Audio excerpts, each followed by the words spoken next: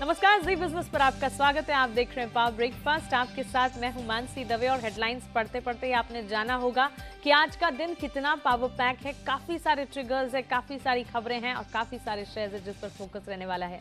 शुरुआत सीधा विदेशी बाजार के संकेतों से कर लेते हैं। भारतीय बाजार के लिए वैसे वीकली एक्सपायरी का दिन है और वीकली एक्सपायरी के दिन आप देखिए, अब विदेशी बाजार के संकेत जो है अच्छे आते हुए एसजीएक्स निफ्टी की तरफ से करीब 54 अंकों की तेजी 15,220 के स्तरों पर अच्छी तेजी के साथ यहाँ पर कामकाज होता हुआ दिख रहा है। तमाम एशियाई बाजार की शुरुआत जो है काफी अच्छी हुई आप देख पाएंगे।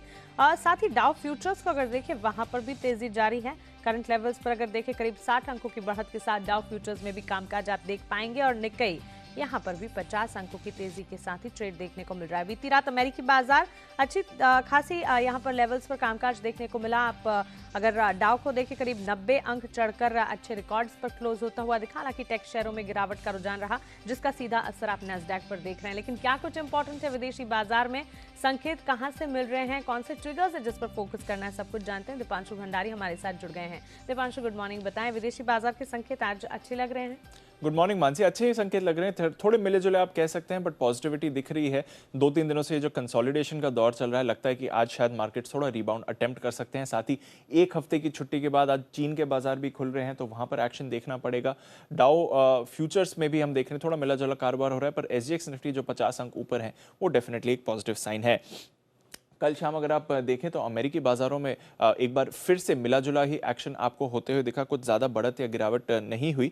डाउ एक बार फिर से नया रिकॉर्ड ज़रूर बना है और 90 अंक चढ़कर नई ऊंचाई पर डाउ क्लोज होते हुए दिखा और डेज हाई के करीब ही क्लोज हुआ। तो जिस तरह से डाउ फ्यूचर्स के संकेत आफ्टरनून सेशन में आ रहे थे और उस तरह से जिस तरह की क्लोजिंग हुई वो काफ़ी पॉजिटिव आती हुई दिखी है। इसके अलावा अगर आप देखें तो नैस्डैक पर लगातार दूसरे दिन हम देख रहे हैं कि आधे % की गिरावट आपको आती हुई दिखी है और साथ ही S&P 500 एकदम सपाट बंद हुआ है। तो कोई वहां पर ज्यादा एक्शन नहीं था, पर दिग्गज टेक्नोलॉजी शेयर्स में जो एक मुनाफा वसूली चल रही है वो लगातार दूसरे दिन आपको होते हुए दिखी।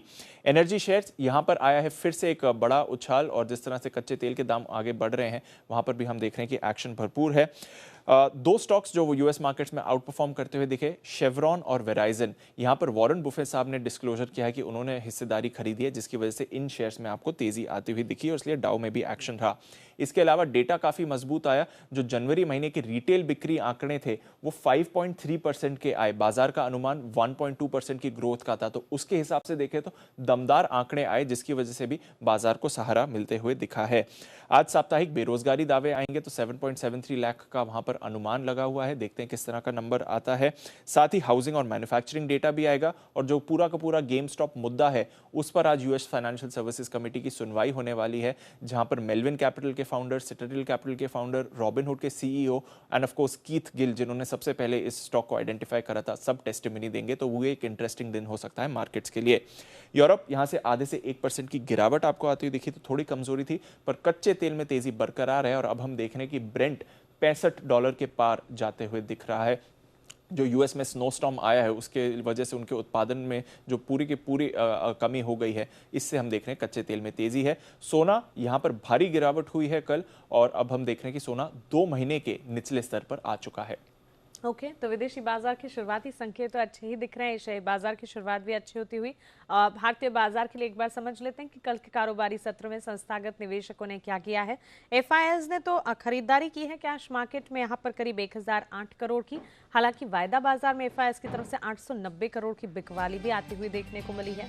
डीआईएस की तरफ से यहाँ पर 1283 करोड़ की बिकवाली कैश मार्केट में होती हुई दिखी है। तो क्लियरली बिकवाली कर रहे हैं डीआईएस कैश मार्केट में, लगातार बिकवाली कर रहे हैं। वायदा बाजार में एफआईआईज की बिकवाली के आंकड़े हैं और कैश मार्केट में एफआईआईज ने करीब 1008 करोड़ की खरीदारी जरूर की है।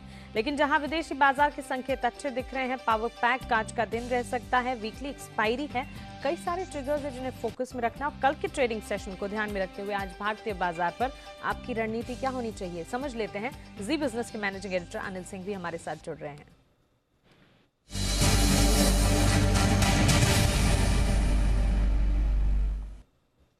Anil sir, good morning. Weekly expiry के दिन भारतीय बाजार की तस्वीर कैसे दिखेगी, पहली रणनीति आज के लिए क्या होगी? Good morning Mansi. देखिए, स्ट्रेटेजी दोनों ही तरफ ट्रेड करने वाली होगी।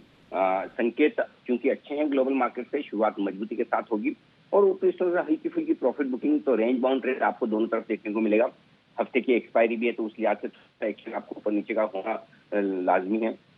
मुझे लगता है कि काफी अच्छे लेवल पर बाजार ने कल अहम सपोर्ट लिया। सुबह 15,240 के आसपास सपोर्ट लिया और दोपहर के शो में आप देख सकते हैं 15,170 175 के आसपास जो मजबूत सपोर्ट है, वहां से बाजार घूमकर 15,200 पर बंद हुए। तो मेरा ये समझना है कि आज भी अगर आप रेंज के लिहाज से देखें तो 15,115 15,165 नीचे की तरफ बाजार के लिए मजबूत सपोर्ट है। और एक बार 15,300 के आसपास आने के बाद 15,300 340 की रेंज में हल्की फुल्की प्रॉफिट बुकिंग आने की संभावना है। 15,340 को पार किया तो फिर हम 15,425 के आसपास जाने की कोशिश कर सकते हैं। थोड़े बाजार हल्के हो चुके हैं, पोजिशन कम है, ये एक अच्छा संकेत है। कल बैंक निफ्टी थोड़ी मजबूती के संकेत देने की कोशिश कर रहा था, 37,000 से थोड़ा सा नीचे बंद हुआ है। मुझे लगता है कि वो भी बैंक निफ्टी भी अपने सपोर्ट लेवल के आसपास ही है और ऐसे में 36,625 36,750 बैंक निफ्टी के लिए आज मजबूत सपोर्ट के तौर पर काम करेगा और ऊपरी स्तरों पर 36,300 से लेकर 36,450 के आसपास की रेंज, 37,300 से 37,450 की रेंज ऐसी होगी जहां पर आपको प्रॉफिट बुकिंग आते हुए नजर आएगी। जी बिल्कुल अनिल सर, शुक्रिया ये पहली स्ट्रैटेजी हमें बताने के लिए। तो यहाँ पर लेवल्स आपके सामने हैं और ध्यान रखिए वीकली एक्सपायरी का दिन है, ऑफ कोर्स वॉलेटाइल सेशन रह सकता है, जिसके चलते हर रणनीति को आप ध्यान से गौर कीजिएगा और इस रणनीति को फॉलो भी ज़रूर करने की कोशिश कीजिए। 15,115 से 15,165 निफ्टी के लिए मजबूत सपोर्ट का काम करेंगे। वहीं ऊपरी रेंज 15,300 से 15,350 15,300 से 15,340 की आप मानकर चलें। बैंक निफ्टी के लिए स्ट्रैटेजी 36,625 से 36,750 इसे सपोर्ट के तौर पर आप मानकर चलें और 37,300 से 37,450 इस दायरे को बैंक निफ्टी के लिए ऊपरी रेंज के तौर पर आप जरूर माने। आगे बढ़ते हैं और जान लेते हैं कि खबरों के चलते कहां पर एक्शन है, कौन से ट्रिगर्स हैं जो फोकस में आज रहेंगे। दीपांशु से, दीपांशु बताएं। नतीजों के लिए आज एक अहम दिन रहेगा क्योंकि अंबुजा सीमेंट का नतीजे आ रहे हैं। वैसे तो सीजन खत्म हो गया है पर वायदा कारोबार से अंबुजा सीमेंट के नतीजे आएंगे, तो यहाँ पर आप नजर रखिए। सांघवी फोर्जिंग के भी नतीजे आने वाले हैं। फोर्टिस मामले में आज सुप्रीम कोर्ट फैसला सुनाएगा, तो ये एक जरूरी बात है। जो बैंक्स और बाकी फाइनेंशियल इंस्टीट्यूशंस द्वारा प्लेड शेयर बेचने के मामले था उस पर ऑर्डर आज को आते हुए दिखेगा। इंडसइंड बैंक प्रमोटर्स की बैंक में 2700 करोड़ के वारंट्स को कन्वर्ट करने की आज आखिरी तारीख है। साथ ही IDFC बैंक पूंजी जुटाने पर बोर्ड बैठक है इक्विटी के जरिए। पॉली मेडिक्योर यहाँ पर QIP के फाइनल भाव और साइज का फैसला आ सकता है। अरविंद फैशन राइट इशू के भाव का आज फैसला आते हुए दिख सकता है और पवन हंस इस पर बोली लगाने के लिए आज आखिरी तारीख है। याद रखिएगा ONGC का 49% स्टेक है।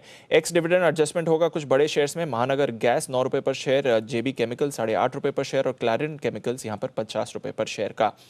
IPO मार्केट्स की बात करें तो न्यूरेका का IPO कल शाम बंद हुआ, लगभग 40 गुना भर चुका है ये इशू और 166 टाइम्स रिटेल सब्सक्रिप्शन हुआ है। रेलटेल IPO इसका आज आखिरी दिन है। अब तक हम देख रहे हैं कि इशू को अच्छा रिस्पांस मिला है, लगभग 6.5 गुना ये भर चुका है, जिसमें रिटेल हिस्सा 10.5 गुना भर चुका है।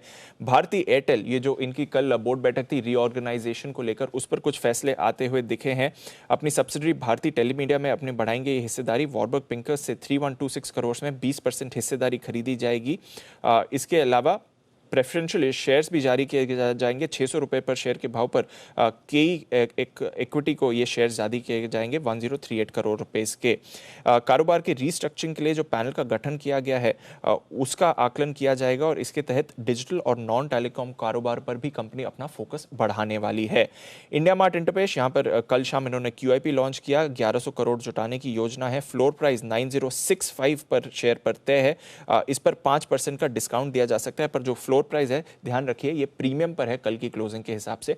उस प्रीमियम पर फिर 5% का शायद डिस्काउंट दे सकती है कंपनी। IPO के बाद पहली बार QIP आई है। 22 फरवरी को फाइनल प्राइस और साइज सामने आएगा।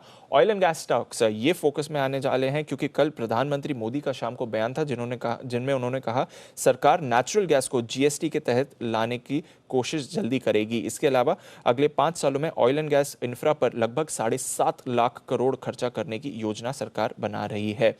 सेबी की कल बोर्ड मीटिंग हुई थी और यहाँ पर IPO मार्केट को लेकर एक बड़ा फैसला आया था और अब अनुमान यही लगाया जा रहा है कि इसकी वजह से जो LIC की आने वाली IPO है वहाँ के लिए एक पाथ क्लियर किया जा रहा है।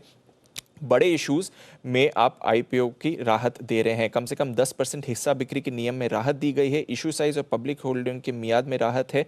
पोस्ट लिस्टिंग अगर मार्केट कैप 1 लाख करोड़ से ज़्यादा है या फिर 10,000 करोड़ से ज़्यादा है तो फिर सिर्फ 5% ही आपको हिस्सा बिकवाली करनी पड़ेगी। पर आने वाले समय में आपको 2 साल में 10% पब्लिक होल्डिंग करनी पड़ेगी और साथ ही लिस्टिंग के 5 साल बाद पब्लिक होल्डिंग 25% की शर्त है। फिलहाल ये 4,000 करोड़ तक की मार्केट कैप पर रियायत दी गई थी, पर इसको अब बढ़ाकर बड़ी कंपनीज के भी इंक्लूड कर दिया है। तो ये एक बड़ी राहत की बात है और शायद इसका असर डायरेक्टली आईएलएसई की आईपीओ पर हो सकता है। जी बिल्कुल दीपांशु, शुक्रिया ये तमाम खबरों वाले शेयर साथ ही विदेशी बाजार का एक्शन हमें बताने के लिए। तो यहाँ पर देखिए कई सारी खबरें हैं जिस पर फोकस रहेगा। साथ ही अब जान लेते हैं कि आज के लिए कुछ इंपॉर्टेंट ट्रेडिंग कॉल्स क्या है। शुरुआत एक्सिस सिक्योरिटीज से करते हैं। भारतीय एयरटेल, ध्यान रखिए कंपनी की रीऑर्गेनाइजेशन की बैठक कल ही हुई जिसका आउटकम दीपांशु ने अभी हमें बताया है और आज के सत्र में यहाँ पर तेजी की पूरी गुंजाइश है। 616 के टारगेट्स को ध्यान में रखें। 585 का स्टॉप लॉस लगाते हुए खरीदारी का मन बनाया जा सकता है। साथ ही HPCL कल के ट्रेडिंग सेशन में अच्छी बढ़त के साथ स्टॉक ने ट्रेड किया है। करीब 4% की तेजी हमने देखी है। 242 तक के लेवल्स आज भी दिखा सकता है। 230 ये एक स्टॉप लॉस लगाइएगा, यहाँ पर भी खरीदारी का मन बनाया जा सकता है। तो 2 ट्रेडिंग कॉल्स आपके लिए, भारतीय एयरटेल वहीं HPCL, दोनों की दोनों खरीदारी की ही कॉल्स आती हुई। चलिए आगे बढ़ते हैं और अब हमारे साथ हमारी मार्केट एक्सपर्ट सिमी भौमिक जुड़ गई हैं। सिमी से बात करते हैं। सिमी गुड मॉर्निंग, स्वागत है आपका जी बिजनेस पर। सबसे पहले इंडेक्स पर आपका नजरिया हम जानना चाहेंगे। Good morning Mansi. इंडेक्स पर खरीदारी करने का ही कॉल है। निफ्टी बैंक निफ्टी दोनों को खरीद कर चलना है। 15,200 15,180 के आसपास अगर मिलता है तो निफ्टी को खरीदने का सलाह होगा। निफ्टी के लिए क्लोजिंग बेसिस पर 15,100 का स्टॉप लॉस मेंटेन करना रहेगा और इंट्राडे अगर कोई ट्रेड ले रहा है तो 15,150 का स्टॉप लॉस के साथ खरीदा जा सकता है। टारगेट्स होगा 15,250, 280 और 15,300। ये तीनों टारगेट्स के लिए निफ्टी को खरीदने का सलाह है। बैंक निफ्टी में मुझे लगता है कि अगर इंट्राडे करेक्शन मिलता है तो खरीदना है। बैंक निफ्टी का जो सपोर्ट है वो करीब 36,800 के आसपास है। जब तक वो 36,800 होल्ड करता है तब तक खरीदने का सलाह होगा। स्टॉप लॉस 36,700 के नीचे लगाना है और मुझे लगता है कि टारगेट के लिहाज से 37,300 से 37,500 का रेंज नजर में रखना चाहिए। उसी के आसपास मुझे लगता है कि वापस से प्रॉफिट टेकिंग आना चाहिए। मानसी, आज के लिए स्टॉक रिकमेंडेशन आपके क्या है? स्टॉक में 2 स्टॉक मैं रिकमेंड करूंगी। एक तो कैनरा बैंक, जिसमें मुझे लगता है कि खरीदारी करना चाहिए। 163 का स्टॉप लॉस के साथ खरीदने का सलाह होगा। इनिशियल टारगेट होगा 170 172, उसके बाद 175 और दूसरा रिलायंस में खरीदारी करने का सलाह होगा। 2065 का स्टॉप लॉस होगा। टारगेट्स होगा 2110 का पहला और 2125 का दूसरा। तो दोनों ही बैंक, एक कैनरा बैंक और एक रिलायंस में खरीदारी करने का ही सलाह है आपके लिए। जी बिल्कुल सिमी जी, शुक्रिया ये तमाम जानकारी के लिए, अपने रिकमेंडेशन हमें बताने के लिए और हमारे साथ जुड़ने के लिए। कमोडिटी बाजार पर आज की क्या रणनीति होनी चाहिए जानने के लिए हमने बात की एंजल कमोडिटी के अनुज गुप्ता से। उनकी कॉल्स आपके सामने रख देते हैं। बुलियन मार्केट पर सबसे पहले गोल्ड पर उनकी तरफ से बिकवाली की रणनीति आती हुई दिखी है। 46,700 के लेवल्स पर अगर मिले अप्रैल कॉन्ट्रैक्ट में बिकवाली करने की राय। 46,100 के टारगेट्स को मानकर चले। 47,100 का एक स्टॉप लॉस यहाँ पर लगाना होगा। कच्चे तेल की चाल को देखते हुए अब भी यहाँ पर खरीदारी के मौके बन रहे हैं और अनुज की रिकमेंडेशन खरीदारी की ही तरफ की है। 4,380 के लेवल्स पर मार्च कॉन्ट्रैक्ट में खरीदारी कीजिएगा। घरेलू बाजार में 4,500 तक के टारगेट्स देखने को मिल सकते हैं। 4,310 का एक स्टॉप लॉस आपको लगाना होगा। चलिए आगे बढ़ते हैं और अब ब्रोकरेज रिपोर्ट एक्शन आपको समझा देते हैं। हमारे साथ सृष्टि जुड़ गई हैं। सृष्टि गुड मॉर्निंग, बताएं ब्रोकरेज रिपोर्ट्स आज कौन से आई हैं?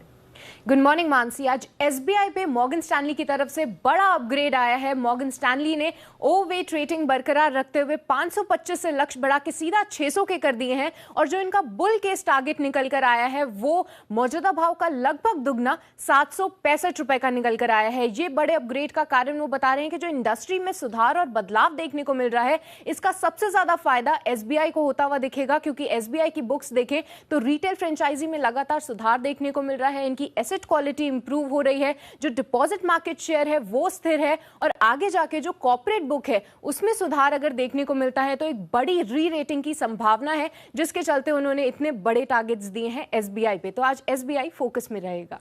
बिल्कुल, चलिए ब्रोकरेज रिपोर्ट एसबीआई फोकस में रहेगी और साथ ही जो भी इससे जुड़े अपडेट्स होंगे हम आप तक पहुंचाते रहेंगे। सृष्टि शुक्रिया ये ब्रोकरेज रिपोर्ट हमें बताने के लिए। इसी के साथ पावर ब्रेकफास्ट को हम यहीं समेटने जा रहे हैं।